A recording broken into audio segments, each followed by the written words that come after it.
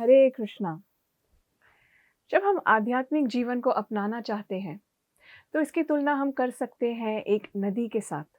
अगर हम एक नदी को देखते हैं, तो अगर हम नदी के बहाव का जो उल्टा रास्ता है, अगर हम उस तरफ जाएँगे, तो अवश्य हमें बहुत कष्ट होगा, हमें बहुत कठिनाइयाँ होंगी। हमें नदी के बहाव के साथ अगर हम चलेंगे, तो बहुत ही आसान होगा। तो उसी प्रकार जब हम आध्यात्मिक जीवन को अपनाते हैं, जब हम आध्यात्मिक जीवन को प्रैक्टिस करना चाहते हैं, तो उसमें अवश्य बहुत कठिनाइयाँ आएँगी। सबसे पहले तो हम बैलेंस कैसे करें? क्योंकि हमारे भौतिक जगत में हमें इतने कार्य करने होते हैं, हमें स्कूल जाना है या हमें कॉलेज जाना है या हमें ऑफ़िस जाना है, हमें घर गृहस्थी सँभालनी है।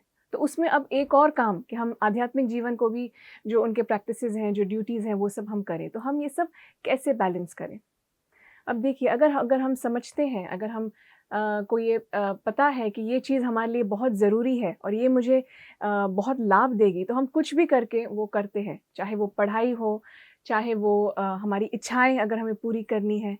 तो हमें अगर किसी भी चीज़ में रुचि है या अगर हमें पता है कि ये चीज़ हमारे लिए लाभदायक है, तो हम अपने रास्ते से बाहर जाकर भी will go out of the way और हम लोग वो चीज़ करने की कोशिश करेंगे, उसे हासिल करने की कोशिश करेंगे। उसी प्रकार आध्यात्मिक जीवन एक मनुष्य के लिए बहुत आवश्यक है। ये एक अमूल्य चीज़ है जो एक मनुष्य को इस भौतिक जगत से पार कर सकता है, जो जन्म-मृत्यु का जो चक्कर है, जिसमें हम सब फँसे हुए हैं, उससे हमें निकाल सकता है।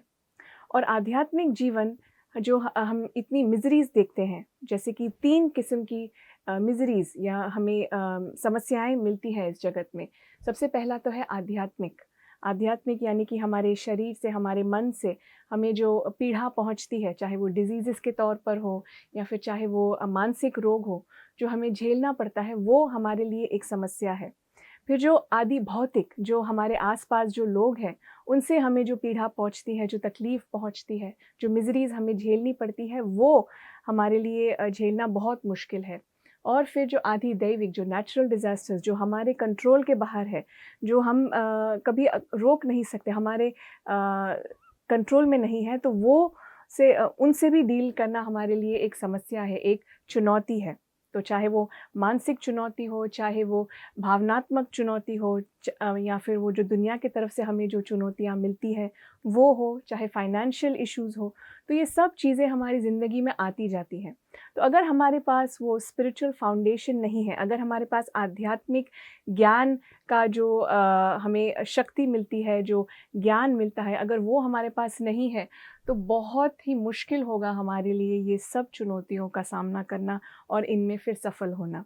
इसलिए अगर हम समझ पाएँगे कि आध्यात्मिक जीवन हमारे लिए कितना ज़रूरी है, तो हम थोड़ा और परिश्रम करके अवश्य वक़्त निकालेंगे कि हम अपने आध्यात्मिक जीवन को भी समय दें, उसको भी अपना प्रायोरिटी बनाएँ। हम भगवान कृष्ण को हमारे ज़िंदगी का लक्ष्य या ज़िंदगी का सेंटर बना सकते हैं। अगर हम कुछ भी खाना बनाते हैं, तो हम उसे भगवान को भोग लगाकर प्रसाद की तरह खा सकते हैं।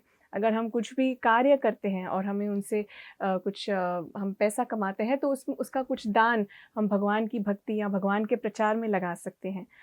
हम अगर कुछ पढ़ाई भी कर रहे हैं या हम कुछ ज़िंदगी में पाना चाहते हैं, तो हम सोच सकते हैं कि कैसे हम उसे भगवान की सेवा में लगाएँ। क्योंकि हम जो भी कार्य करते हैं, जो भी पाते हैं, अगर हम उसे भगवान की सेवा में लगाते हैं, तो वो कभी नष्ट नहीं होता। ये नश्वर शरीर तो अवश्य हमारा साथ छोड़ देगा एक दिन, पर जो भगवान की सेवा है, जो भगवान की भक्ति है, जो भगवान के लिए हम अपने मन से करते हैं, वो कभी हमारा साथ नहीं छोड़ता। तो अगर हम ये बात को समझेंगे, अगर हम भक्ति के महत्व को समझेंगे, तो हम अवश्य ही हमारी जो आध्यात्मिक ड्यूटीज़ है और हमारी जो स्पिरिचुअल ड्यूटीज़ है, हम उन्हें बैलेंस करेंगे और हम अपने जीवन को सफल बनाएँगे। हरे कृष्णा। ऐसे ही और भक्तिमय कार्यक्रमों के लिए देखिए हरे कृष्णा टेलीविजन और इसे प्राप्त करने के लिए आप अपने केबल अथवा डीटीएच ऑपरेटर से संपर्क करें तथा और अधिक जानकारी के लिए आज ही डायल करें 7666 839 839।